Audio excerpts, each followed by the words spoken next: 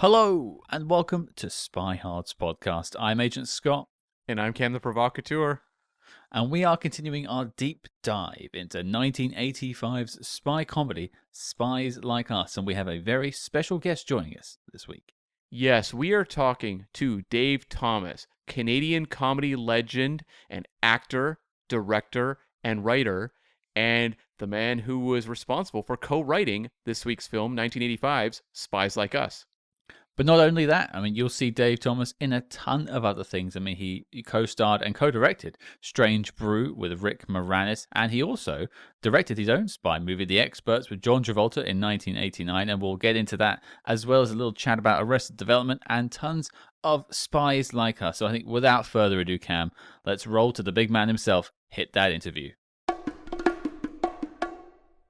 Joining us now on the show, he is a Primetime Emmy Award-winning writer and actor and a director. It is the one and only legendary Mr. Dave Thomas. Hello, sir. How are you? Hello. Lovely to be on the show, and thanks for having me. It is a sincere pleasure to have you here. We have a lot of questions about Spies Like Us, the film we're talking about this week. I want to get into with you. But I think before we get there, I want to set the table a little bit. And this is, I'm sure, $1 million question. What inspired you to want to get into sort of the entertainment industry, working in comedy, that sort of getting that start in the industry? What inspired you to want to sort of go down that path all the way back then? Well, it actually started before then. It started at college with university with Martin Short and Eugene Levy, who were friends of mine in college. And we had no drama or theater or television department at the school that I went to. And so we started our own. The student union, they charged each student a lot of dues, and so they had a lot of cash. Mm-hmm. So we were able to go to them and start our own theater company and our own film stuff. And so it was in meeting those guys, and Ivan Reitman was at the same school. So there was a bunch of us that were at that school who were doing things together. And then after the school, they were in Godspell, Marty and Eugene before me, and I stayed to do a master's in English Lit, and then they were having far more fun, and I was having a terrible time. And so I started writing scripts for the CBC, and then Second City came to Toronto, and I got into Second City. And in between those two gigs, I took a year where I wasn't able to get acting job, a couple of years actually, and became a copywriter at McCann Erickson and wrote commercials for Coca-Cola. But the minute I found Second City, that was where I knew I wanted to be. That was, for me, the pinnacle. And I took a huge pay cut from my copywriting job to go on stage at Second City because it's what I loved. I knew it was what I really wanted to do. And I got to be in a cast with Dan Aykroyd, who I immediately paired up with and started writing things with him. And that led to a writing relationship that sort of popped on and off over the years. And prior to my partnership with Rick Moranis, I always like working with people, you know. Writing alone is, I can do it, but it's just not as much fun, especially in comedy. If you got somebody you can bounce off, it makes it much more fun. I tend to find Cam holds me back really out of the two of us. Yeah, it's true. Unfortunately, it's but true. it's an interesting thing because I was going to mention Second City and you sort of getting connected with Dan because I think that road leads us into Spies Like Us a little bit. But definitely. Before maybe we go down that path, the other question I had was about spy movies because that's what we talk about on the show every week is spy movies. And do you have any sort of particular love of that genre? Because of course you then directed one later on, The Experts. What was your sort of early experiences with spy movies? Well, I've always been interested in spycraft.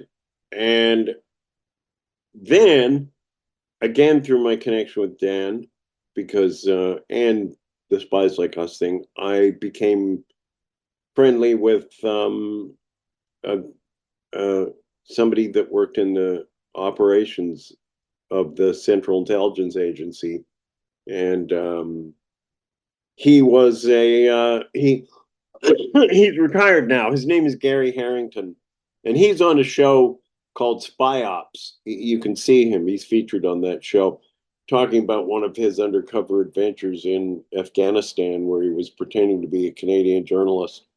But I've always been into that. And when Dan and I, Dan and I wrote a UFO movie, and it almost got made with Phil Alden Robinson attached as director. And then the studio found out that Spielberg was doing Close Encounters, and we just got pushed aside. So then I went off to do Second City TV for a while, and Danny was doing SNL, and then Danny came back and he said, "I sold something to Universal that I want to write with you. It's a spy movie, and it was for him and John Belushi to star in together." And I was already at Universal writing another movie for Joel Silver at that time. And so I said, "Well, I'm on this other movie right now." And then Danny said, "Can you get off it?" And I said, "Oh, Joel's a maniac. He'll kill me if I try to get off it." And Danny said, "Well, maybe we can get the studio to do it, and then you won't be the bad guy." So he did get the studio to do it, and they moved me off the Joel Silver movie onto the Dan Aykroyd project, because Danny had the clout to be able to do that at that time. So I ended up going over to his bungalow on the lot, and Belushi was shooting Continental Divide at that time. And I remember Danny had a big trunk of books. What I loved about Dan was he was a researcher. And I loved that because I came from an academic background. And I thought, if you can't write in an informed way, you shouldn't write. You should just like forget it. And so I went to Dan's office, and he had this big steamer trunk full of books. And he just said, "David, we got to read every one of those books before we put pen to paper." And there were books about, U.S.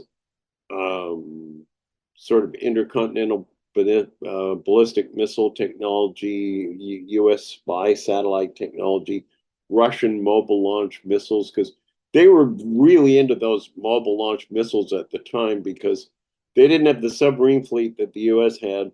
So they moved their missiles around on railway tracks with mobile launchers, which is we used in the film.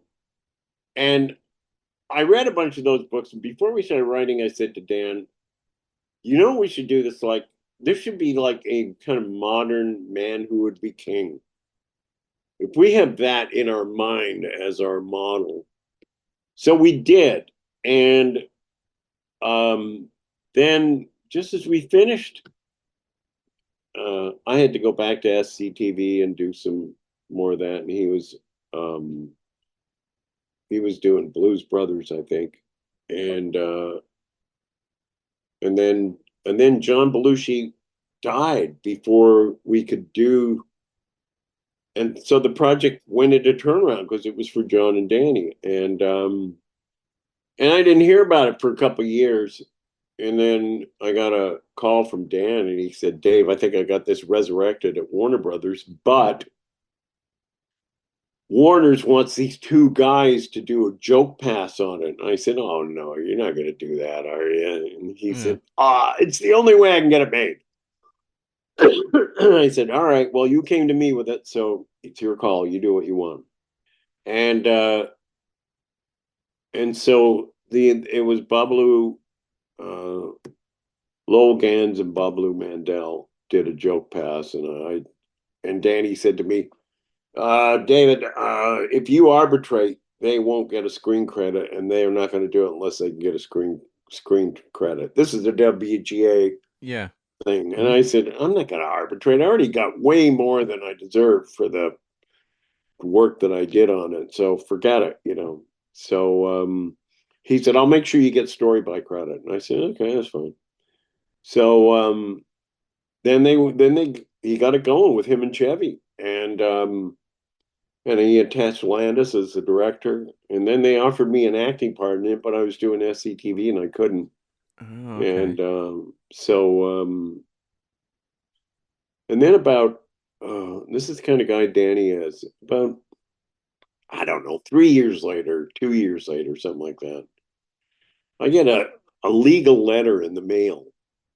And it's like, oh, whenever you get a legal letter, it's like, oh man, am I getting sued or what is this? So I open it up and it's from Danny's lawyers. And they say, Mr. Aykroyd has advised us that he wants to give you one of his gross adjusted points in the movie Spy Like Us. And I was like, oh, well, that's nice. And then, I don't know, about 2 months later, 3 months later, I get this big fat check from Universal for, my first profit check on Spies Like Us. So, see, it pays to be a team player and drop back and take a story by credit, because then the good guys will wave their wand on you, and So we had a lot of fun writing that, and the first couple of drafts that we wrote are way more like The Man Who Would Be King. Dan had books in that steamer trunk. He had books on Central Asia, the sort of topography of the place that he thought this should be set, where the movie should be set. And I familiarized myself with all of that, and then we rolled up our sleeves and started writing. And I remember we were working on the script, and Dan was sitting across from me, across the desk. We were talking about that test scene with him and Belushi, and I said, well, what if they cheat on the tests? And Dan literally jumped over the desk and kissed me. And he said, that's it. He said, every once in a while you get an idea that is the essence of the movie. And two guys that take a CIA test and cheat to to succeed on the test are, in a strange and twisted way, the perfect candidates for the job, So there were some other things that happened during the writing of that. But I remember John was still alive at the time, and he was coming in on his lunch breaks from Continental Divide, and crashing and talking to us. And it was strange writing it for him and John, and then trying to imagine it for him and Chevy, because the chemistry between Dan and John was far different than the chemistry between Dan and Chevy could ever be. Yeah. Because Chevy always plays kind of outside the reality. You know what I mean? Even on SNL, where there really is no reality, at that news desk, he was always sort of 1 foot out of the reality of the show. And in a way that gives him a kind of a bulletproof invulnerability, because he's not part of it. So if this thing's a turd and it goes down, it ain't my turd. You know what I mean? But at the same time, it's got kind of a Bob Hope, Bing Crosby thing from the road movies, where they had 1 foot outside the reality of their breaking the fourth wall and things like that. So it definitely was a change in the dynamic of the script. And then I guess that's why they wanted a joke pass, But Warner's at that time was joking up everything. Katzenberg and Eisner were running Paramount, and they hadn't gone to Disney yet. and they they put it they had a big influence on comedy in particular. Katzenberg had this theory that if he had three teams working on the same movie, he could mix and match the best of all three scripts. Then when you'd go to one of these movies, you'd look at it and you'd go, I don't know. It seems like three different movies kind of pasted together by some executive, which is what it was, you know. So other studio executives were doing that at the same time, including the Warner's guys. So nothing surprised me. This business has always been like that, you know. So One thing I'd read online, and you can clarify this, you can set the record straight, was that obviously, you have Belushi passes away, and Chase ultimately takes the role opposite Aykroyd. But I'd read various stories that said either that Richard Pryor at one point was seen as a potential co-star, and also that at one point it was potentially going to be a project for you and Rick Moranis to star in. I never heard that. Interesting. Okay, the record is being set straight there. Yeah. It doesn't surprise me that that Danny or Warner Brothers might have suggested Pryor, but there was never any ripple that Moranis and I were supposed to be in Trading Places, Mm-hmm. and we couldn't because we were doing SCTV. Right. So maybe that's where it came from, because they're both Landis movies, you know. And sometimes that kind of stuff just crosses. People are really sloppy with their stories, especially today. Man, there's so much misinformation going on. You go on sites like Quora and Reddit and things like that, and they're just like, people are just lying their faces off. It's ridiculous. So I always say check your sources. You got to cite it. Oh You yeah, got to cite absolutely, something. and then You can't double just come out check. with nonsense. This is why we do interviews, because at least you were there. You could tell us the truth, or your perspective of the truth, at least, anyway. Yeah.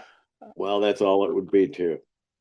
And I would love to know a little bit just about the dynamic you have with Dan Aykroyd when you're writing, like what your process is, and also about this trip to Goldeneye that you two took. Oh, you know about that. Mm. Well, let's start there. So I get a call from Dan, and he says we can finish our writing. So we were still working on the UFO movie at that time. He had just finished Neighbors with Belushi, and I had just finished an NBC cycle for SCTV. So he said, "Can you meet me in Jamaica?" In Jamaica, he said, "I'll pick you up at the airport." And he said, "I got a house. You'll have your own bedroom thing. We got maids and everything." All right. So I went down there, and he picked me up at the airport. And all I can remember is we get in the car, and the first thing he does is he gives me this like gigantic split to start smoking. And then he tears down this road. It's the narrowest road I've ever seen in my life, with, buses, jitney buses and other things are coming straight at you. And he's going as fast as possible down this road to get to the house. And I thought, well, I'm going to be dead before I get to the house. I'm not going to get to see this legendary, celebrated home of the creator of the Bond movies. But anyway, we get there, and it was pretty interesting. There was a guy named Darcy who rolled the splits for us, and there were two women that prepared and cleaned, and they were just there. They lived on the property, and the house was owned by Chris Blackwell's mother, who was the Island Records guy. You remember who he was? And The name rings a bell, yeah. he owned Island Records, which was driven by Bob Marley. That was their big client. And one of the days we went to her place for tea. So we had tea with Chris Blackwell's mom in her beachside place. And so how are you enjoying a gold nog? And I said, well, it's lovely, and we're well taken care of. And we didn't know whether to mention the splits or not, but that house was right on a bay. And they had what Danny used to call the trench. And we would go in that and swim around for a while and then come back and start writing. And then Danny got calls from Belushi because Neighbors opened and it didn't open well. Hmm. And this is a movie where Belushi had decided, I don't want to be the weird comedy guy shoving mashed potatoes in my mouth anymore. You could be the crazy guy, Dan. I'm going to be the straight guy, because he desperately wanted to be seen as a leading man. And I don't know. I never understood that. There's a thing that a lot of comedians go through when you become popular. A lot of comedians confuse that with handsome, and it's not true. You still look the same, but because you're popular now, women treat you differently, and you get a good table when you go to a restaurant. You start to think that you're James Bond, and you're not.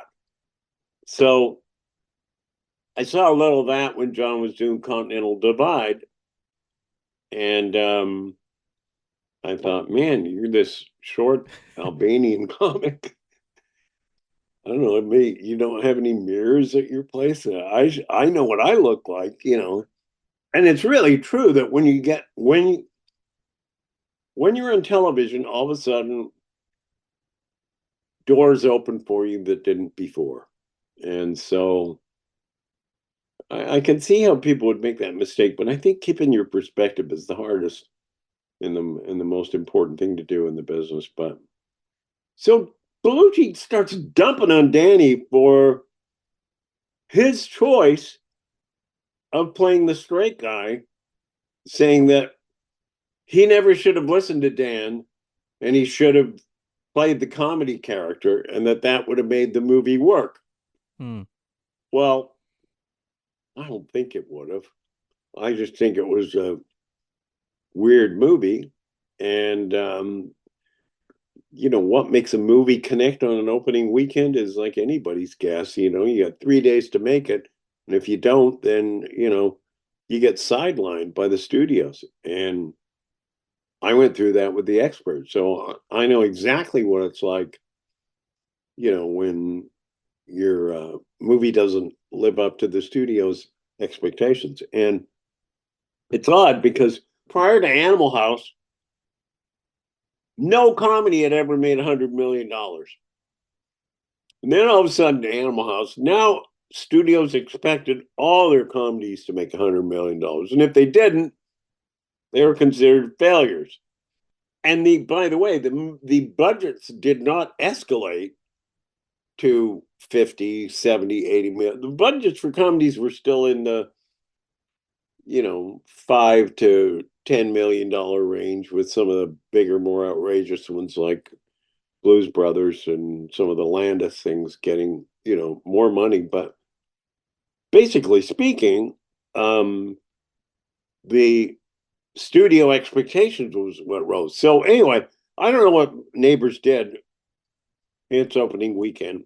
You can look that up on Box Office Mojo, but I have a memory of it being somewhere in the 10 to $18 million range or something like that, which is pretty good. I don't think it costs that much. So that bummed Danny out, and that ruined our writing for that. So the rest of the trip was mainly, talking Danny off the edge of a ledge over how Belushi had bummed him out, because Neighbors hadn't opened, and but I loved the house, and the part, it was a compound, so it was gated and walled off. And when you went out of the gate, there was so much poverty there. I I didn't know anything about the third world. I'm very isolated, and there's people with their hands out for cash, just for cash. And Danny had said, "You got to take." He gave me a bunch of Jamaican, a bundle of Jamaican money, and he said, "One six of Jamaican dollars for every one U.S. dollar. So just hand them out. It's money to keep them from tearing your clothes off." And so we would drive out to get some supplies and be handing money out as we did. And we were there for New Year's. This was over the Christmas break. And so we went to this place called Moxon's. And it was owned by this British guy, Oliver Moxon. And he had these signs like the signs I used to see when we lived in the U.S. South for Stuckies, as you go along U.S. Route 1 from North Carolina down to Florida. And there were signs like Moxley's 10 miles, Moxley's reputedly the best. Moxley's can't find a finer meal anywhere, this kind of thing. So we get there, Moxon's. I would say Moxley's. And Oliver Moxon is maitre d'-ing himself. And I don't know, he might have recognized Dan or something, but anyway, he seated us in it. But he was like a racist, complete lunatic, screaming abusively at all his black staff. And it was like really embarrassing. And we couldn't wait to get out of there. And not because just because it was embarrassing. It was the kind of stuff that would probably get him in jail today. Do you know what I mean? Right. Yeah.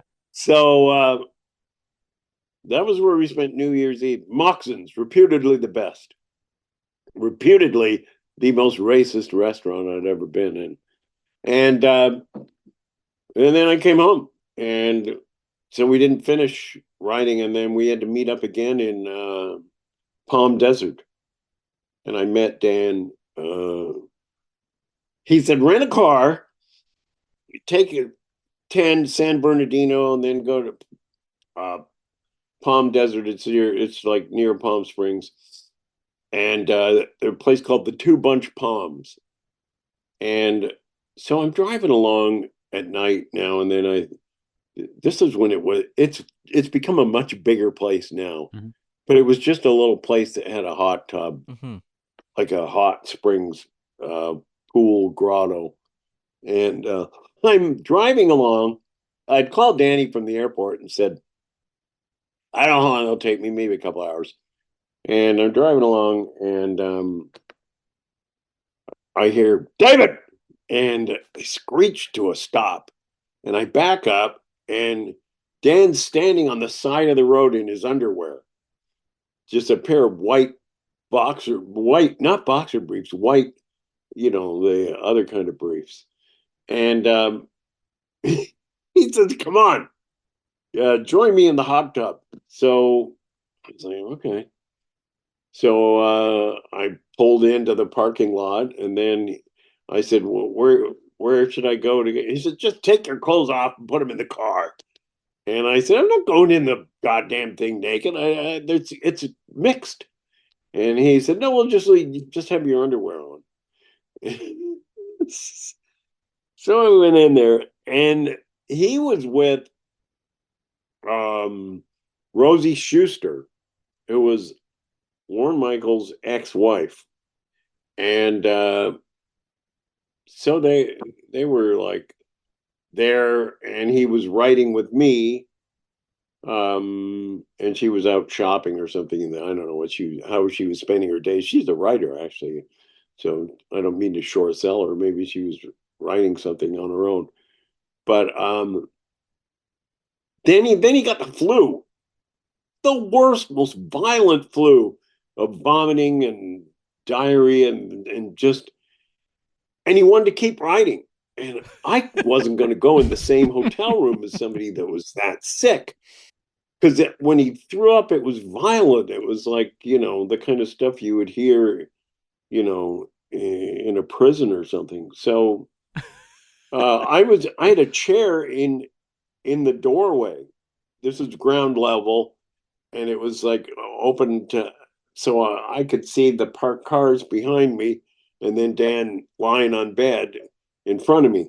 But we kept writing, and we finally finished the script. So that was Vilcabamba, and it was I thought it was a good idea. It was about a architect from San Francisco that inherits a farm, and he goes to sell it because he doesn't want to keep it. And when he goes to the farm, he finds this old guy living on the groundskeeper, who had worked with his grandfather, and he shows him this warehouse that's part of the property, and inside the warehouse is a UFO. And the government just built it's now marked property of the United States Air Force. There's jacks around it where they tried to jack it up and they couldn't lift it. So they just built a warehouse around it, and then put electric fence around that and threw away the key. And so these guys, he joins up with an accountant from the Air Force base nearby. And the two of them start tracing back the story.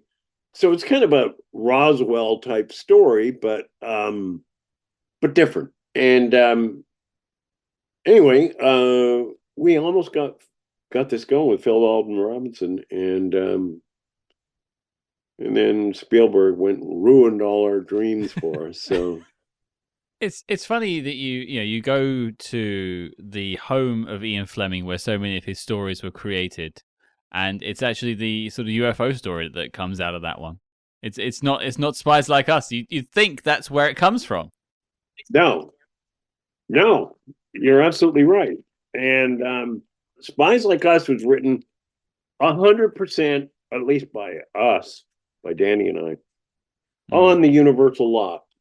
And I remember Hitchcock was still coming to the office. Oh wow. When we had that office, and so it was kind of weird. I remember seeing him a couple of times, but we didn't dare go up and introduce ourselves. And yeah, it was 100% written on the lot. I'm sorry, I don't have more details. There No, there was a tour, but it was really lame. Wasn't like it is today.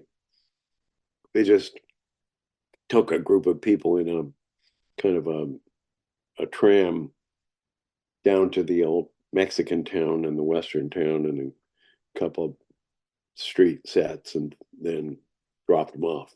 That's all they saw. And there weren't any active production shooting on the lot, except for that Continental Divide that was in a soundstage. I'm not giving you good enough stuff here, am I? This is fine. Also, just hearing that Alfred Hitchcock was somewhere near Spies Like Us being made is quite bizarre, I think, for spy movie fans, because he could have just walked in and be like, "Hey, I'm the father of spy movies. Let's do a spy film." That's crazy. Yeah, he was around. Well, you mentioned the sort of changeover with John and moving to Chevy. And it had those two, the writers come in, do the sort of joke pass on the film. But like the bare bones of the story, was that the same for John and Chevy? Yeah, that was basically the same. It was just sort of just changed the jokes, basically just more for Chevy's sense of humor, I suppose, then. And more jokey. Right. We had more of the sort of man who would be king feel, which is just two guys in a foreign land that is so completely different and foreign than anything they know, wandering through steeps and steps and mountainous regions. And Central Asia is a really bizarre place to be walking around, and then to run into a Soviet train with a missile on it, and then some female missile staff, Russian female missile staff, I mean that was all part of it. But and the recruitment, that was the same. But there was other stuff like Bob Hope playing through the. We didn't put that in, even though I'd impersonated Bob Hope on SCTV and done stuff with him. I think at that point, had I don't know. But we didn't put that. That wasn't in our draft. That was in the Gans and Mandel draft. I'd read that there was like a fair amount of improvisation in the film when you're shooting, and I'm curious just about writing that when you're dealing with actors and comedians who are known to kind of riff a bit. Is that factored into when you're writing the screenplay? No, Nope. Because there was much less of that riffing than you would think. When you're writing a screenplay, this is a blueprint for a production that a studio is financing. And they budget the thing on page count. Like, how many pages can we shoot a day? Mm-hmm. How big is the crew going to be? How many days are we going to need the crew for? And there's so much money attached to the calculating in this that they don't really want to hear about improv when they're looking at a script, because a 4-line exchange could be 3 pages of improv back and forth. And that might not take as much time as you think, but when that gets broken down, if you add 3 or 4 pages to a script, your movies move pretty slowly. They're usually 2 pages a day, sometimes not even that. So then you're adding a day, and a day on a big movie is hundreds of thousands of dollars. So you can't really do that. So there can be a little bit of improvising on your coverage in a take, but generally speaking, there isn't a lot of room for improvising in film at all. Right. And I'd love to know, you said you weren't available to act in the film. Were you doing any on-set rewriting at all, or were you basically gone at that point? I was gone. Out the door? Yeah. I didn't go on the set of that movie once. I was invited, but I was shooting, so I couldn't, It was really funny because everything was so busy back then. It was just like, okay, you do this, and then you got to do that, and then you got to do that, and then you got flight time in between the gigs, and then maybe a couple of days off here and there, or that Christmas break at Goldeneye we just talked about. But those are rare exceptions. It's mostly, for me, it was just mostly just going from gig to gig to gig, We interrupt this program to bring you a special report. Look alive, agents. We're here with important intel on how you can support the Spy Hards podcast. See, we don't have Electra King bankrolling us, which is why the Spy Hards Patreon is so crucial. But fear not, we have bonuses galore. That's a bingo. Over on the Patreon, you can listen to our ever-expanding Agents in the Field library, where we review major movies from your favorite spy actors, plus our latest show, OSS, in which we dive into the world of cloak and dagger television, from Ian Fleming biopics to Le Carre miniseries and more. Now, Cam, tell the listeners about this week's top secret broadcast. We're getting downright animated because we are going to tackle 2011's The Adventures of Tintin. Does Spielberg's adaptation of the beloved Hergé comic strips deliver? We'll investigate. So strap on your Condor Man wings and soar into the future with us over at patreon.com/spyhards. But before Big O zaps us with a red pulsating laser, let's get back to the Spy Jinx. One bit of information about Spies Like Us that's sort of spoken about online is it having a bad test. I know you weren't on set during production, but you're still part of the writing for that. And having to do reshoots and change the ending of the film, which happens a lot in Hollywood, still happens today. But do you have any sort of recollection of what the original ending was, or what it is that you wrote at least anyway, and what? Because obviously we know what it turned into, but it's not really known how the film ended originally.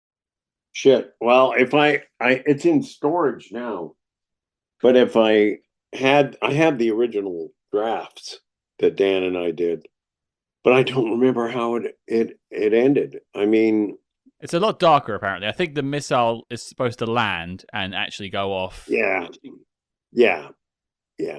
and Dan loves those darker endings, and I do too. Actually, in all fairness. Here's another example. It's okay. Also, I was in Coneheads, which was another Dan Aykroyd, and I played the ruler of the Conehead planet. Anyway, the way that movie ended was the Coneheads come back and conquer Earth.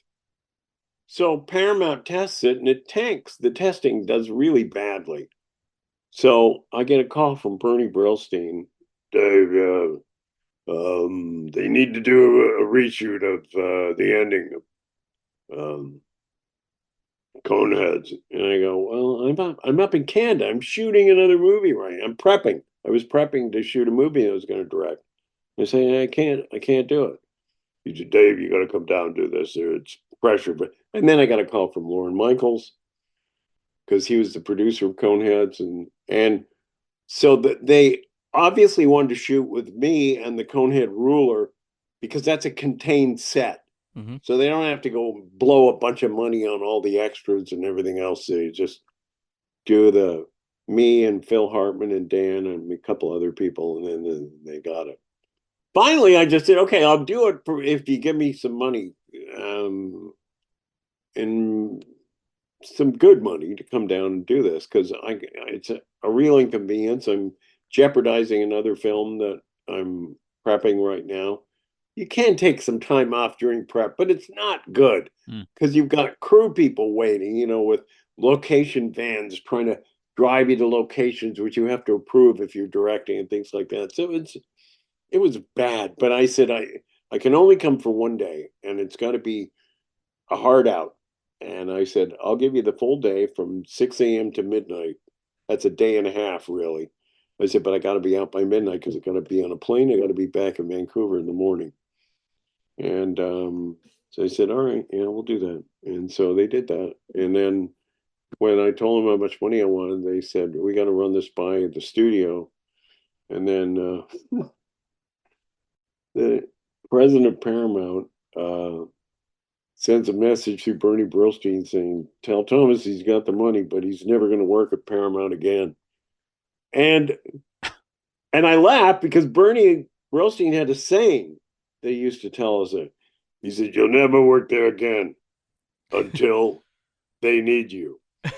And sure enough, two years later, I was back at Paramount shooting Rat Race. So, but they reshoot endings a lot, especially in comedies, because if it's a dark comedy, sometimes you can't obviously end on a dark note. You gotta, the most important moments in any movie are the opening where you kind of hook them in, and then leaving them with an up feeling when they leave so that they can recommend it to their friends, so obviously that it doesn't surprise me that they needed a new ending for Spies Like Us, and I don't know what it was because I wasn't part of that, but anyway. No, that's fair enough. Well, I think then we should pivot over to another film you did, The Experts, which we mentioned earlier very briefly. Directorial, very different job comparing to writing the film. So how did The Experts come to you? It came to me as a director for hire. I didn't write the script. The script was written by a guy named Nick Thiel, and I read it. I liked the idea of it. I thought, well, this could be funnier. There's a lot of places where this is not funny. And I said, I want to have the right to be able to rewrite some of this if it doesn't work on set, because I had a feeling it wouldn't, And inherited Travolta because I didn't cast him. That wasn't my idea. They said, this is a John Travolta movie. And I thought, well, all right, he's supposed to play a hipster. That's good. I like the idea of a little spy town in Russia that was modeled on an American town, and that's where they trained their spies. Mhm. And then they bring in some couple of guys to update it, and they just update it too well, and they get this pesky little notion of freedom in the minds of the people in the Soviet Union, and then they decide they want to get out, and then the climax is them escaping. So that was the arc that we were going towards on it. I had done Strange Brew with Rick Moranis, which I co-directed with Rick. And then, but Rick wasn't really involved in post at all. He left to go do Streets of Fire. That's what I mean about people just moving on to their next thing. Yeah. So I edited Strange Brew by myself, but I had a producer named Jack Grossberg that we had hired. And he was one of these old lions of Hollywood who he knew the studio system really well. He'd started out as a first AD, and he'd been first AD on the waterfront with Brando and The Harder They Fall with Bogart. And then he had produced Take the Money and Run Bananas and Sleeper for Woody Allen. And then he had produced big movies like Missouri Breaks and Hospital with George C. Scott. And they brought him in to do Back to the Future after they fired Eric Stoltz and put Michael J. Fox in. They were like a couple weeks behind, and they needed to get somebody who could bring it in on time and on budget. Jack Grossberg was the man, and I became good friends with him. And he was very director friendly. He protected directors, and he knew the business, and he knew the budgets and the crews, and had all these connections and relationships with the unions. Just the stuff that I didn't have, and that a lot of. So when I went into the experts, I said, I'm not doing this unless Jack Grossberg comes into this and produces with me. And I got a message back from Paramount saying, Paramount, no directors tell Paramount who produces the movies. Paramount decides who produces the movies. I said, okay, well, then fine, get another director, because I'm not going to do it without Jack. I said, I'm not upset. That wasn't a negotiating ploy. I just don't want to do it without Jack. So the head of Paramount at that time was Ned Cannon, and I'd known him from Universal. He was president when I was working on Spies Like Us. So he knew me, and he said, let him have Jack Grossberg. Who cares? So the head of production is kind of pissed off, the Paramount head of production. Because as it turns out, he's an old rival of Jack's. They came up as ADs together. So there's that kind of politics that you got to deal with in your job as a director, you know? So this is a bigger budget. Now it's up to 20 million or something like that. And you got to go in for this meeting with the studio and present your budget. And Jack and I went through the budget, and I said, well, how many days? I said, can we do this in this number of days? And Jack says, well, he says, I took a look at the script. He said, there's some paragraphs that you're going to have to rewrite. He said, there's a couple. He called them the little Kafka House of Horrors, where one paragraph in the middle of a script was actually 5 days of shooting. And so what read to the studio as a page was actually 6 pages. And so you had to be really careful in budgeting something like that you budgeted it correctly at 6 pages and not at 1. That's why I brought him in, because I would have screwed that up, you know. So anyway, he and the head of production of Paramount are screaming at each other at the budget meeting where we're supposed to just come in and sign off on the budget. They're fighting. And I'm thinking to myself, oh man, what did I get myself into here? And I love Jack, but I don't want to get into a real adversarial situation with the studio. But anyway, we finally signed it, and then we went off to start shooting, prepping and shooting. And I met Travolta, and I'd never met him before. I didn't know anything about him other than, Saturday Night Fever. And he was a really nice guy. And I thought, oh, well, he can do this, all right. And so we tried some people for his partner, and Ari Gross seemed to be the best chemistry and fit. So I had worked with Kelly Preston in a movie as an actor where she was an actress. And I thought, well, she's this ridiculously hot woman that, here's an example of the effect that she had on men. We went to a Kids in the Hall opening at the Roxy.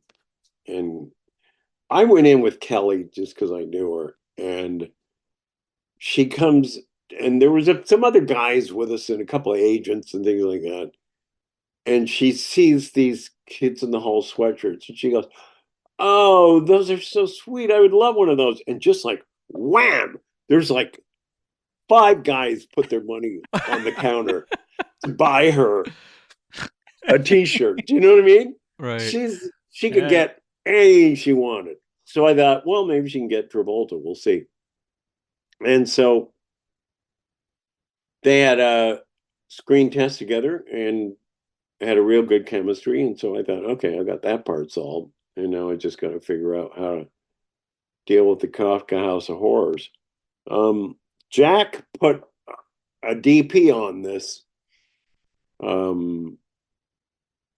who had done Chorus Line and Gandhi, an English DP. I've gone blank on his name. Ronnie Taylor. Ronnie Taylor. God bless you. So Ronnie hated nights. And he had said that he read the script and there weren't a lot of night shoots in it. So he said, I'll do it. And then Ned Tannen said he wanted a kind of a car rally scene. Ned's the president of Paramount. Mm-hmm. He wants a car rally scene like American Graffiti in the town as part of the dynamic. And that car rally scene we had to add into the script. And that added 5 days. And all of a sudden, we're behind. And that pushes stuff forward in the board. And we have to move some stuff to nights. And the nights are in Vancouver. And the car stuff was in Niagara-on-the-Lake in Ontario. So I'm thinking to myself, well, this is not going to be good because Ronnie Taylor hates nights. And Jack got wind that Ronnie was going to quit from his agent. And Jack says to me, I know how to handle this. And I said, okay. So Jack goes up to Ronnie on the first night of nights in Vancouver, and he says, I'll bet you $500 that we're out of here by midnight. And Ronnie's like, what are you talking about? He said, we got a full night's work here. We can't possibly be out of here by midnight. I said, we'll be lucky to get out by sunup. And he said, well, you want to take the bet or don't you? And he says, well, I don't want to just take your money unless you know something I don't know. And Jack says, you want to take the bet or don't you? I'll take the bet. So he takes the bet. And at midnight, Jack comes up to him, hands him $500 in cash and a bottle of scotch. And Ronnie laughs. And Jack did that every night that we're doing nights. Wow. And I said to him at the end of the week, I said, that's $2,500.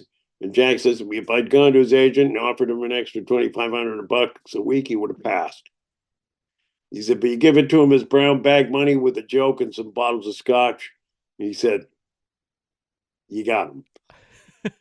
That's how smart this guy was. And he did stuff like that all the time. You know what I mean? Mm-hmm.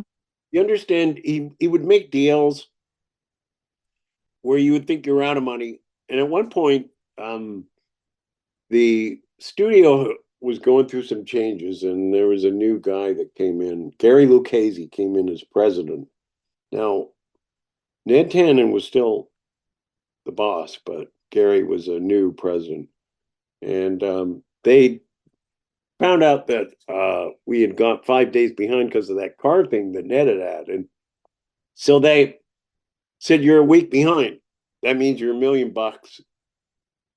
short. And Jack says, I got the money. Jack Roseberg, the producer, I got the money. He says, you can't have the money. You signed a budget that said you need this many days, and now you're 5 days over. You can't possibly have the money. Jack says, I got the money. What can I fucking tell you? I made some deals. So they send up a team. They say, Gary and another producer comes up, and 2 accountants to go to the offices, the production offices, and go through the books and see if Jack does have the money or not. And the other guys come to me with suggestions of where to cut the script. Mm-hmm. So we're in my trailer, and they're saying, well, we cut this scene here. And I look at it and I go, well, if you're going to cut that scene, then you got to cut this scene and this scene because they're interlinked. Oh, well, this scene could go. And I said, well, if you're going to take that scene out, you got to change the ending because of this and this. And they go, oh. So Jack was right. This guy, Nick Thiel, had written a Kafka House of Horrors, not just in some pages with paragraphs that were more shooting than they look like, but in the whole script and the way it was interweaved and interlocked. So, and we had to do a lot of rewriting on set. You know, I'll tell you more about that in a minute.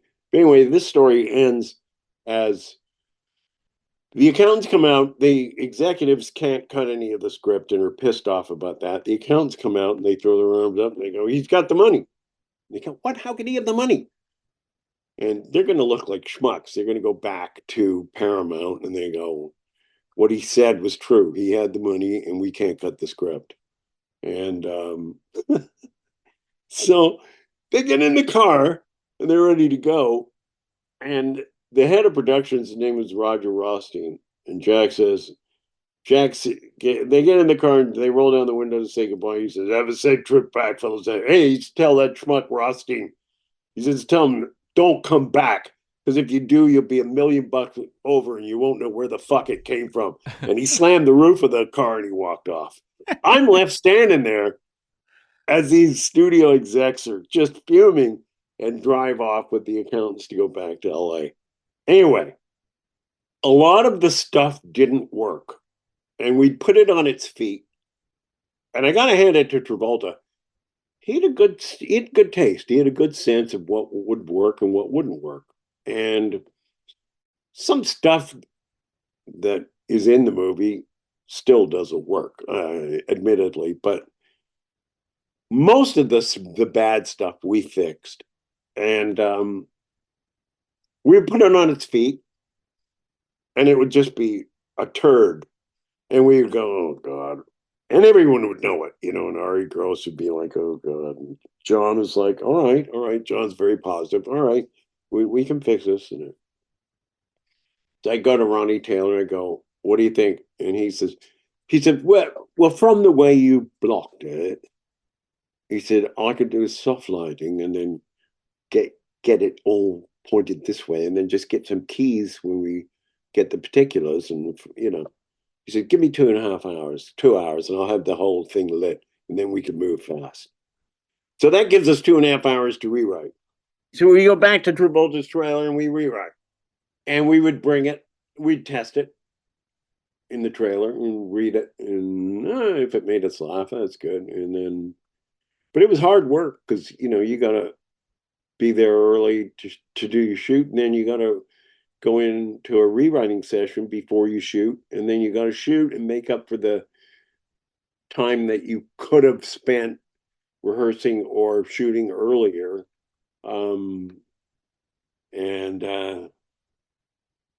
Yeah, it was challenging, I gotta say, but I don't know. I was pleasantly surprised with Travolta. And you know, the Paramount threw that film away at the end because they tested it and they recruit audiences for testing, and they couldn't recruit. John had done a couple of unpopular movies just before this. I forget what they were called, but they had, Look Who's Talking hadn't come out yet. That was after The Experts. So this is kind of at the bottom of John's career. And John had, with Saturday Night Fever and Grease, and he'd made $1 billion for Paramount, Mhm. and he was hoping the studio would be behind him, and they weren't behind him at all. And he was devastated by that because, the lack of loyalty and just the sort of dog eat dog nature of it was just terrible. And I remember feeling worse for him than for myself, even though I knew I was pretty much finished as a director. if this thing goes the way I think it's going to go, and then Ned Tannen gets booted out. That's the worst thing that can happen to you when you have a movie opening. Is the guy who approved it leaves. Right. It's like this guy named Sid Ganis comes in. He's the new head.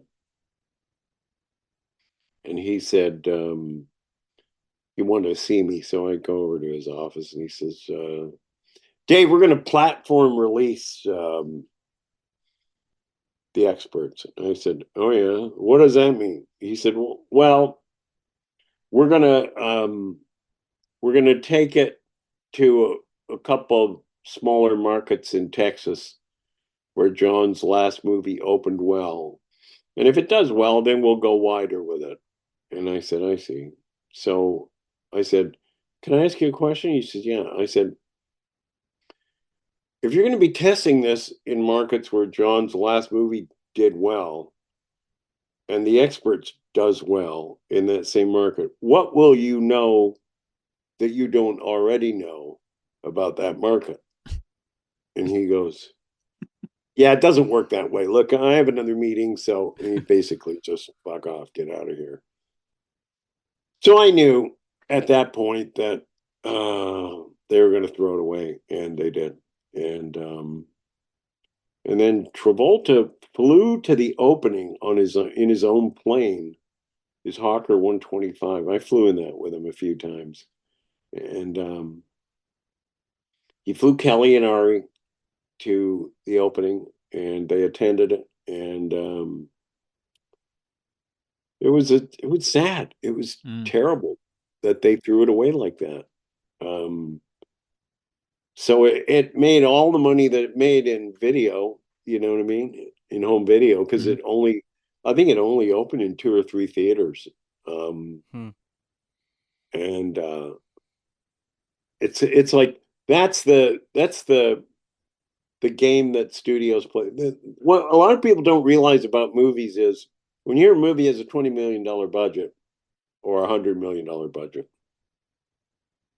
that's just the production budget. Then there's the so-called marketing of the movie, and this is where the studios can do that shell game where all profits get hidden, and they do that, and so they'll cross collateralize movies that do well with movies that didn't do well, and then they've got the exhibitors and everybody in their hip pocket, you know what I mean? They can just say, report this way and report this that way, and then they can send those sheets out to the profit participants and say, sorry, it's still in the red.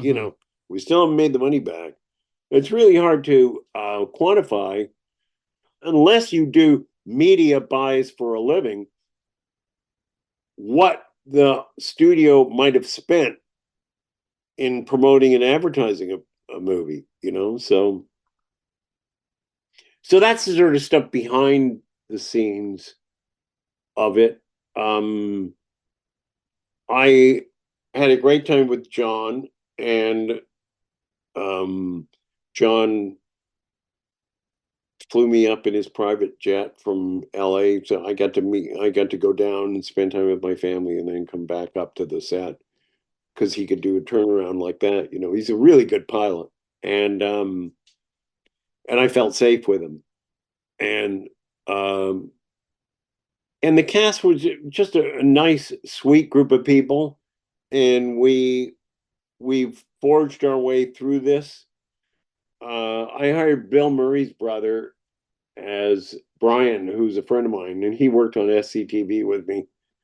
And Jack Grossberg came to me and he said, "We're going to drop and carry Brian," and that means when they make a deal for you for a film, if they're going to carry you for the whole film, that means they haven't boarded it out thoroughly yet, and they don't know exactly what dates they need you.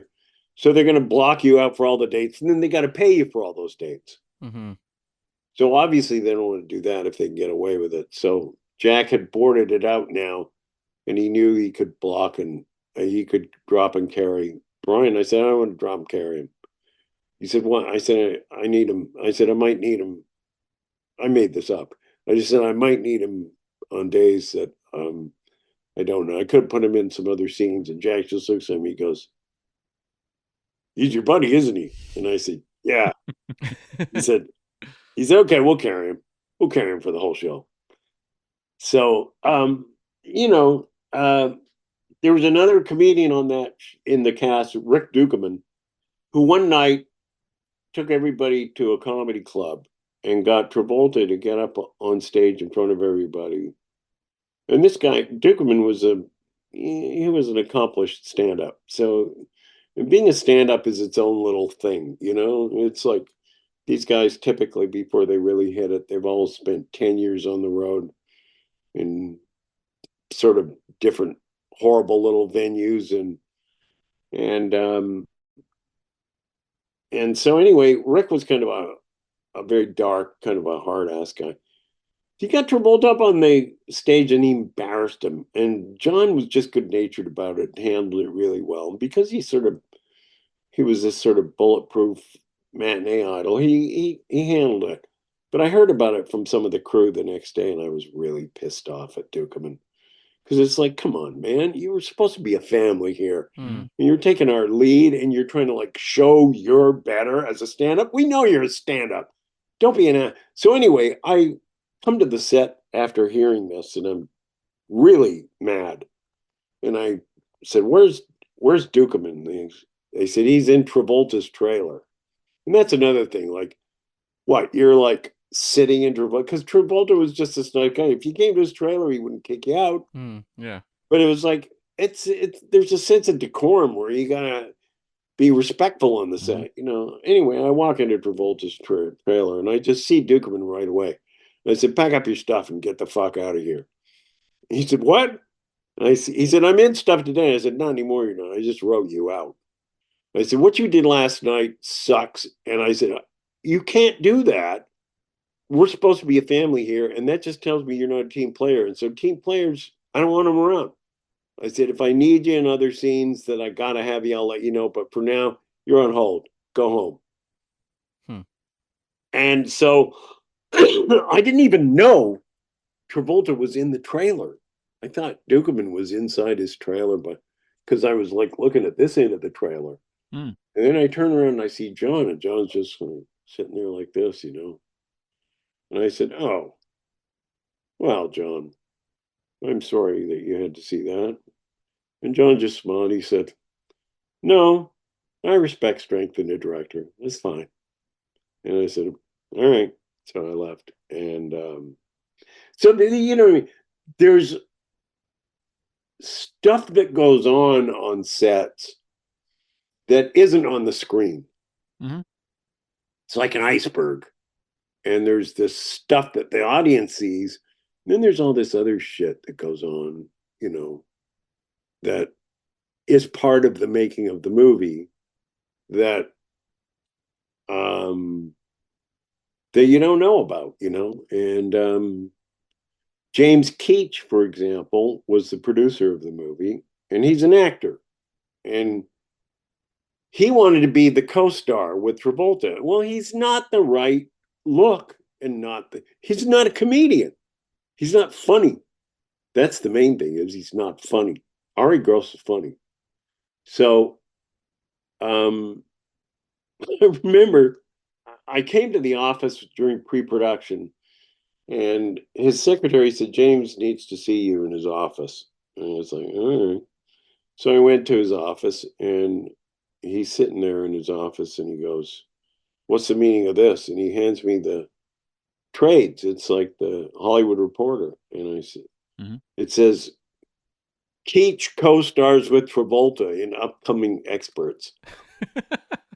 He said, did you release this to the trades? I said, you have to be the stupidest person I've ever met. I said, I would never release this to the trades because I don't want you in that part. And I said, the only person who would release this to the trades is you. And guess who's going to figure that out before you get to lunch today? Ned Tannen. You're going to be in Ned's office before lunch today. But 9:30, he gets a call from Ned. Get the hell over here. Because Ned knew, that he had done that.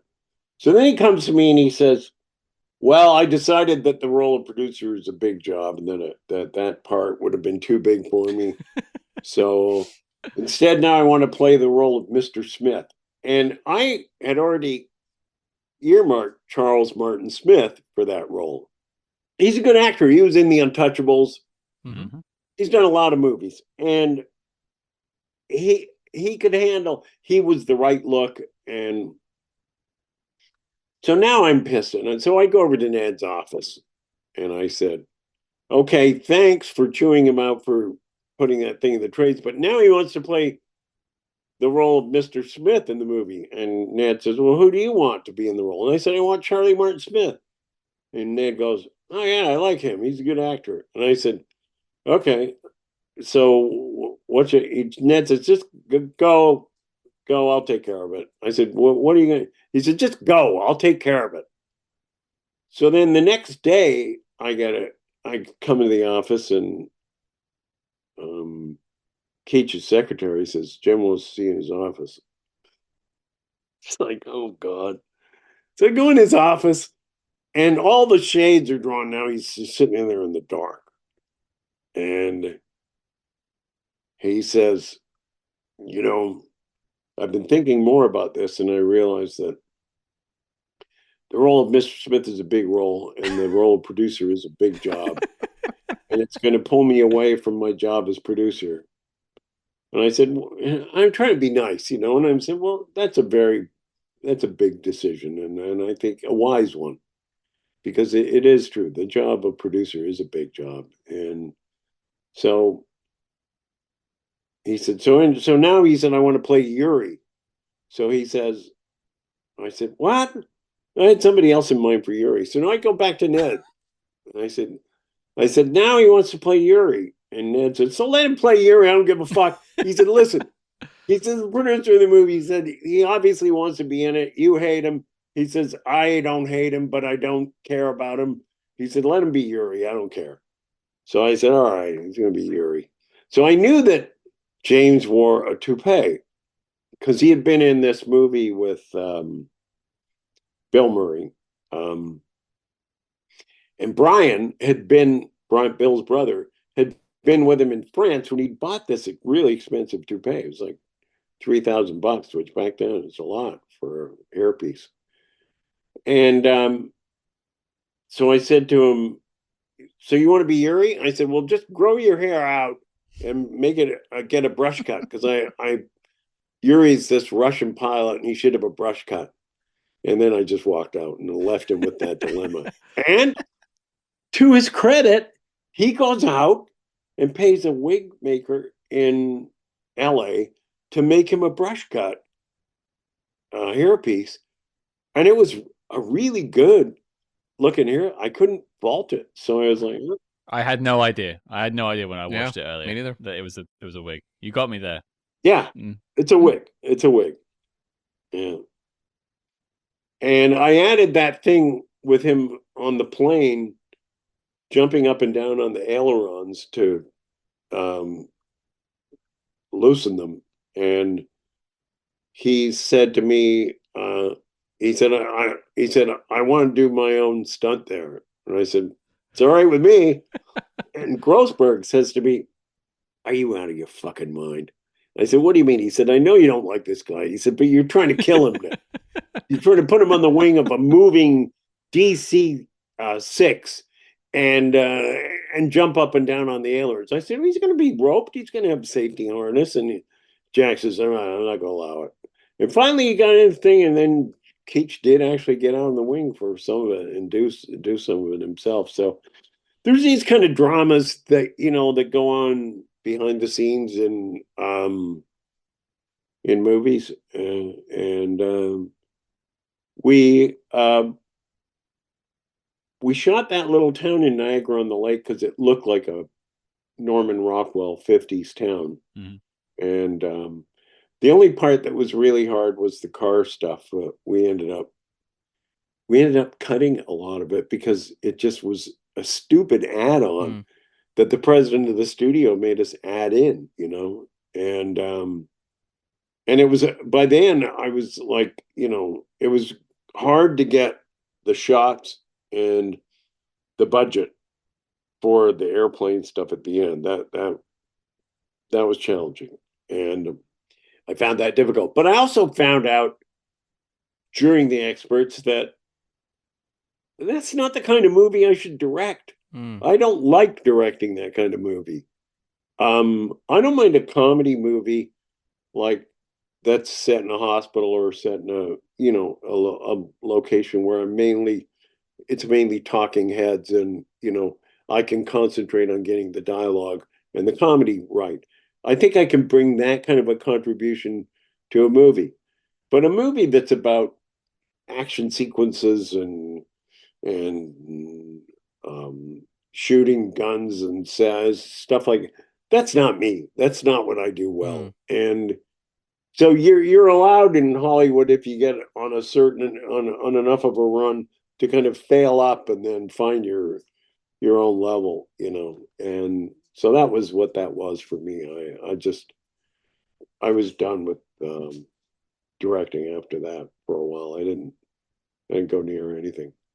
Well, the only question I had left about the experts is, and you mentioned that sort of Paramount shelved it after that sort of mini release out there, and it was put out on home video. But it was recently restored and put out by the fine folks at Kino Lorber. It has its own Blu-ray and everything now. So just your thoughts on, looking back on the film. I'm sure maybe you revisited it when that re-release came out. What sort of moments you're proud of with the film that you put together? I'm proud of some of the stuff that John did. Mm-hmm. That's funny. I thought he was funny in that. There was some stupid stuff we added where John was like at home watching cartoons, and it was just he was laughing at the cartoons, and and I was pleased with the dynamic with him and Kelly, and the fact that worked out. And the dance number, I wasn't happy with the music because the music that I wanted we couldn't afford. Right. And in post-production, if you're on the short end of the stick with the studio, that's where they'll make the cuts. And so they didn't pay for any of the kind of songs that would have helped driven this thing in the nightclub and given us something better to cut to and something better to shoot. So that couldn't be fixed with the music that we had, and music was in a transition then too, where DJs were just starting, and Keach was the producer, and he found this DJ, and I listened to this stuff, and I think it was great, and I was looking for stuff that I could do with John and Kelly that built their romantic relationship, and then stuff that built that what a nice guy John was. There was a sequence with John where he's walking with Ari, and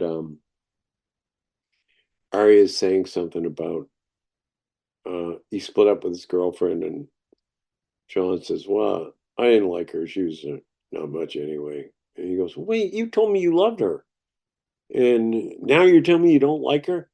And John just looks at me. He says, hey, you like her? I like her. You hate her? I hate her. That's what friends are all about. Something like Yeah. that. And I was pleased with the way they played that, and pleased with that kind of dynamic.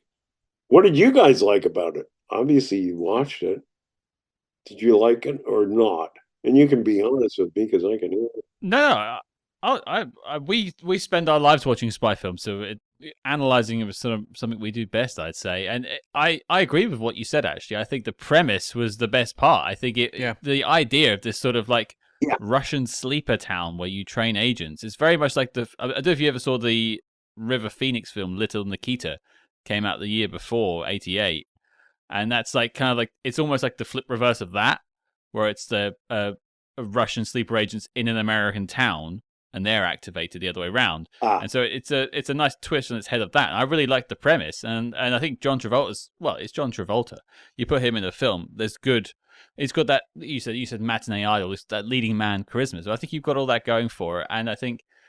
I also just think it was funny at times, and I think that comes from you having Dave Thomas at the helm of your film. It's going to have some comedy in there, so you brought that too. Well, you know what John told me when he found out they weren't going to release it? He said I told you he was heartbroken because he had made that studio over $1 billion and he expected some loyalty from Paramount. And I said, I have a manager, Bernie Brillstein, who says, never be loyal to a logo because it won't be loyal to you. And Travolta laughed and he said, well, if I ever get in the position to make big money again, he said, I'm just going to bank it. I'm going to bank it all. I am going to take as much as I can get for it.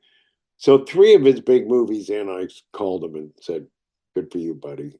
I'm with you. Sock it to them. Get every nickel you can get out of those sons of bitches. Do you know what I mean? The movie I kept thinking about while I was watching it was The Russians Are Coming, The Russians Are Coming. Oh, yeah. And that sort of like culture clash comedy that you had going. And I agree with Scott. Like the concept I thought was really fun. And was that a movie you were even thinking about when you were making it, or was that just totally... A little bit, yeah. A little bit? I did remember that movie. But it is the reverse of that. It is the hush, hush, hush, we are the Russians, my dear. But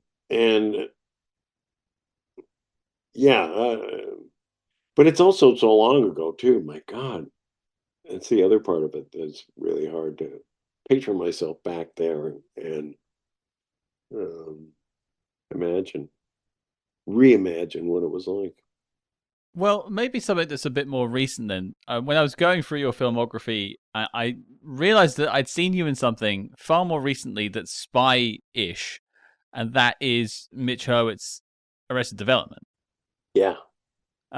Which I'd completely forgotten all of the Bond puns, the for British eyes only, all that sort of stuff. And I went back and rewatched it, and I mean, kudos to you for your British accent, by the way. Thank you. Yeah, that was my Brits, my parents are Brits, so I'm a stickler on it. I tried to help Charlize with hers because she was just stumbling through it. That you could tell that, but she was such a good actress. And there was a scene we did in the house where I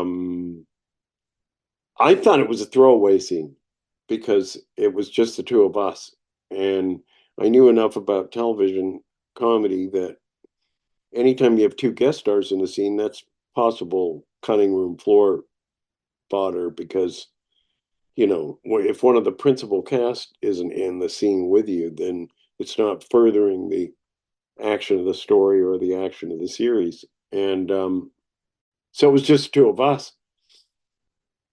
But I learned my lines really thoroughly for that.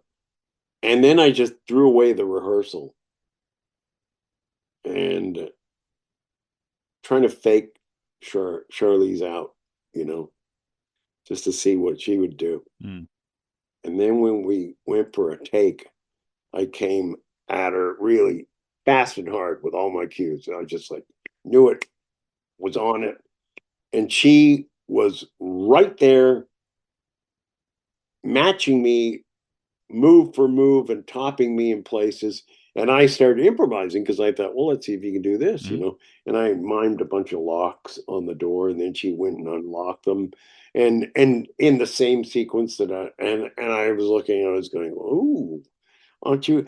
So we finished that scene, and she just looked at me and she said, "That was fun." And I said, "Yeah, it was." And then Mitch and Jimmy Valley came running down from the uh, writer's office. They'd been watching it on the feed, and they said, "That was fucking great. That was a great scene. That was great. We love that scene, and we just got a couple of notes. We want you to do it again." So it was gratifying that a scene that we both thought was just cannon fodder, but that we did and ended up doing a good job on that got in. And yeah, and she was just a delight to work with, and just somebody who, when I met her, I wanted to make her laugh, and so somebody introduced one of the PAs, or somebody introduced, "Dave, this is Charlize," and I looked at her and went, "Oh my God," and she looks at me, she goes, "What?" And I said, "I thought you were beautiful in Monster, but this is ridiculous," and she laughed at that. And so then I at least had her on my side, from day one. And it was fun. And my favorite scene in that is smoking while brushing my teeth. Yeah. Yeah. You're smoking practically the entire time, especially when you're chasing Jason Bateman. You get to drive a little Sportster as well, I think, at one point, with a nice little car. That was nice. Yeah, That's yeah, right. that was nice. Little MG. Yeah. Did you know the arc of where that story was going to go, or were you finding out as it went along? Finding it out. Those guys are up there. It was really funny, because I was, Mitch comes down, he goes really proudly, he says, "We got, 28 different locations in a 22-minute show." I said, "What are you trying to do? Are you trying to get canceled?" I said, "That costs a lot of money." I said, "Why are you writing it like that?" He said, "Because we can." And I went, "All right, well. But it's weird, to see somebody do that, because I just don't think that way. I come from such cheapskate background in, film and television, where I just try to write as inexpensively as possible, and I'm trying to consolidate stuff into one location if I can. Well, Dave, I think I could probably wax poetically about Arrested Development with you some more, but we've had you for a long time, so I'm going to leave you with the final question that we ask every single person that's ever come on this show. And considering you've been to the GoldenEye Resort, I have an idea where this might go, but I could be surprised. Dave Thomas, what is your favorite spy movie of all time? 3 Days of the Condor. Boom. Great pick. What an answer. Didn't take me long, It did did it? not. No. And you didn't go Bond. No, and there's often hemming and hawing. No, I'll tell you why. There is a line in that, there's several lines in that movie, but there was a line in that movie where John Houseman and what's his name, Cliff Robertson, are talking, and Cliff asks John, because John Houseman goes back to the old OSS days, and Cliff Robertson says, "Do you ever miss those old days?" And Houseman says, "No, I miss the clarity." Hmm.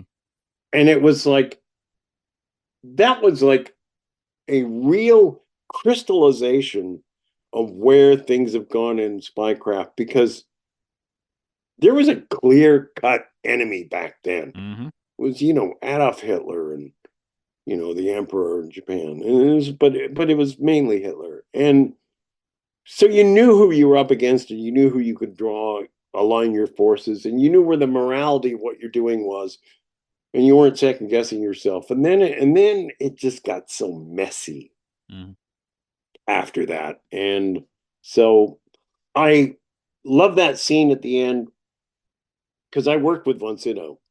He was in Strange Brew. Yeah. Mm-hmm. And I said to him, when I met him in Strange Brew, I said, I know everything you've ever done. I've seen all your Bergman movies. I said, I know you're the first Jesus to ever show his face on screen. And I said, I memorized your last speech in 3 Days of the Condor. And Von Sydow looks at me and goes, really? Well, can you do it for me now? And so I said, okay. So I started this, it will happen like this, where he's telling Redford what to expect, that it'll be a sunny day, a spring day, and a car will pull up and someone, will get out. And he would leave open the door, and then Von Sydow stopped me there and he said, that was my idea. And I said, I was thinking, what, leaving the door open? He goes, no. He said, the European way of saying it was open the door. And I was so disappointed. I was like, wait, your idea was just like a linguistic thing of like inverting the order? I said, no, the real thing there is that they'll leave the door open, and Redford is looking down when he says but he will leave open the door. Redford looks up at him right away. And it was just all the little things like that he noticed in that movie that made it tick. I loved that movie so much, I thought it was really well done. I can't think of a better pick, and I can't think of a better couple of hours spent than it was with you with Dave just now. Thank you for your time. Thank you for taking us through Spies Like Us, through the experts, and thank you for those films. Thank you for your work. It's been an absolute pleasure. Pleasure. Thank you. There you go, folks. That was our chat with Mr. Dave Thomas himself, a comedy legend here on the show. I can't quite believe it. Cam, what did you think? This was a real treat. Being Canadian myself, Dave Thomas cast a very large shadow just because of his work of SCTV and Strange Brew. So this was kind of like one of those surreal moments, and then throw in things like Arrested Development and so many of his other projects, and it's kind of like, how did this happen? But in terms of Spies Like Us, I thought it was so interesting to, like we like to do on this show, set the record straight about things that, when I'm doing the research, are a little fuzzy. And so, first up, just him talking about who he was writing the film for. Because when we were doing the research, we were finding things like Rick Moranis and Dave Thomas could potentially star in the film. We found things about Richard Pryor, and that he was able to shoot these rumors down and say exactly what the process was in terms of who was going to be starring in the film. Was just fantastic to have. I'm so happy we can, have that finally updated. People, please jump on Wikipedia and correct that information. And then also, just the story of the legendary GoldenEye trip with Dan Aykroyd that I brought up on the show. And he gave us the proper context for it and gave us so many crazy stories about a trip to GoldenEye. As I said to Dave, I'm shocked to hear that his spy film that he co-wrote has nothing to do with his trip to GoldenEye. That's a fascinating find in itself. What a twist. What a twist. It's a good spy twist, I'll say that. Oh yeah, it's a fantastic one. I really didn't see it coming. I didn't at all. We can update that on the Wikipedia page as well, or it's certainly on the IMDb trivia, so by all means, folks, go and get that changed. But also to find out that he immediately went home and was flagged down on the side of the road by Dan Aykroyd in his pants. That's the sort of stuff you won't hear anywhere else, folks. That's why you come to Spy Hards. Dan Aykroyd in his pants. That's right. And on the flip side of that, I mean, it only came to our attention doing the research for this interview. Some of the other wonderful things that Dave has been involved with when it comes to espionage in film. That's how we found the experts and watched it in preparation for this. So it was great to sort of, because this has happened before a couple of times. I think back to the Dick Clement and Ian LaFrennay conversation where we had them on to talk about Never Say Never Again. But Dick Clement had directed 2 spy films himself, so we took a little bit of an opportunity to speak about those 2. And, we'll look at their films down the line, and also we'll look at the experts at some point down the line as well. So we can almost point back to this as sort of a reference point where we spoke to the director of the film. And for me, it was just great to hear sort of some of the behind the scenes. I mean, Dave called it the iceberg of making films. What you see is basically the film, and then everything else is underneath. And that's really what we do try to do here on the SpyMaster interviews, is bring you the rest of the iceberg. Yeah, and it's always great too when you have movies that maybe aren't as well remembered as Spies Like Us, to have these stories out there, because there's Mhm. people out there who caught the experts, whether it was on TV or video. They've seen the movie, it's in the back of their head somewhere, and to have these stories out there, I think is a lot of fun. And I will say though, Scott, to our credit, the experts was on our master list to cover in the future on Spy Hearts already, but we knew it more so as a John Travolta film. It popped up, I'm sure, somewhere when I was Googling spy films. The Dave Thomas connection, though, was the surprise, and I'm so thankful that we stumbled across it because it allowed us to, get these stories out there now. Absolutely, it's one of the true joys of doing the SpyMaster interviews. Obviously, getting to speak to the people is the first joy, but just to sort of flesh out some of these lesser-known spy stories is exactly what our show can do. It's proof of the concept. Yeah, exactly. That's a perfect way of putting it. Yeah. So yeah, I just want to thank Dave again for taking the time to speak with us. I hope you all enjoyed this conversation to learn a little bit more about Spies Like Us, learn a little bit more about comedy history with Dave Thomas. But Cam, as always, the question goes to you, sir. What are we talking about next week? Hop on the YouTube, folks, because we have a Spy Hard special. We are going to look at 1940s British Intelligence, a World War I thriller starring Boris Karloff. Yeah, and it's also only 60 minutes. So 60 minutes well spent on YouTube, I would say. That's your weekend revision set up right there. And so your mission, should you choose to accept it, is to join us as we head back to 1940 with Boris Karloff and take a look at British intelligence, something I severely lack. And if you like what you heard on this episode, please consider supporting us over on Patreon, patreon.com/spyhards. I'll say it again, patreon.com/spyhards. There's a link in the show notes below. Very affordable price points. We're saving up to put a website together for yourselves, and it just helps keep the lights on here at Spy Hards HQ, because feeding those piranhas ain't cheap, I do tell you that, folks. Make sure you follow us discreetly on social media at Spy Hards. That's SPYHARDS on Facebook, Twitter, and Instagram. But until next week, listeners, should you need me, you'll find me at the side of the road in just my briefs, flagging down traffic.